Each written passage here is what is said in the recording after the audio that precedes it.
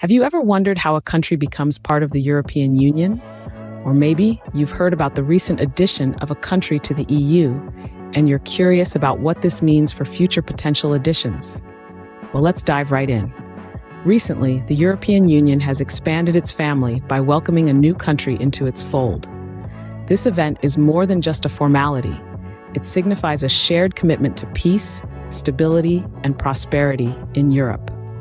It also impacts the dynamics within the Union, influencing its policies and decision-making processes. So, how does a country join this influential club? The process is quite intricate. It begins with the country applying for membership. This is followed by a rigorous assessment by the European Commission, ensuring the applicant country meets the EU's political and economic criteria. If the country passes this assessment, negotiations are then opened on various policy areas. This recent addition serves as a beacon, a guiding light for other countries waiting in the wings, eager to join the Union. It provides a roadmap showing what is possible and giving hope to those who wish to partake in the shared vision of the European Union. The process of joining the EU is complex and involves several stages. But what exactly are those stages? Let's discover this together in our next scene. The journey towards EU membership is certainly not a simple one. It's a process that can take many years and involves a series of rigorous evaluations and reforms. The first step in this journey is the application. A country that wishes to join the European Union must first formally apply to the European Council. This application sets the wheels in motion and marks the beginning of what can be a long and arduous journey. After the application is submitted, it's time for the assessment. The European Commission will evaluate the applicant country based on the Copenhagen criteria, which includes political, economic, and legislative standards. This is a critical step as it determines whether the country is ready to start the accession negotiations.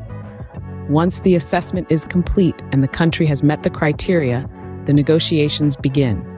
These negotiations are the heart of the process. They involve a series of discussions on various policy areas, known as chapters.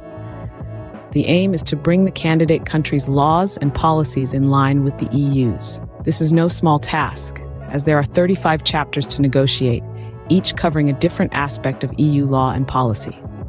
After the negotiations are successfully completed, the next step is the ratification of the accession treaty. This treaty, once ratified by all EU member states and the candidate country, seals the deal. But even then, the journey is not over. Finally, the country actually joins the EU. This is the culmination of years of hard work, a moment of celebration. But even after joining, the new member state is monitored closely to ensure it continues to meet the EU's standards. So that's the path a country must take to become part of the EU. But what about those countries that are currently in the process of joining? There are several countries that are currently in the process of joining the EU. Each of them is at a different stage in the process and facing their own unique challenges. Let's start with the Western Balkans, a region that has been at the heart of EU enlargement debates for a while now. Countries like Albania and North Macedonia, for instance, have made significant strides in their journey towards EU membership. Both countries have initiated key political and economic reforms to align themselves with EU standards. But hurdles such as corruption and economic instability still remain. Moving eastwards, we have Turkey, a country with a complex relationship with the EU.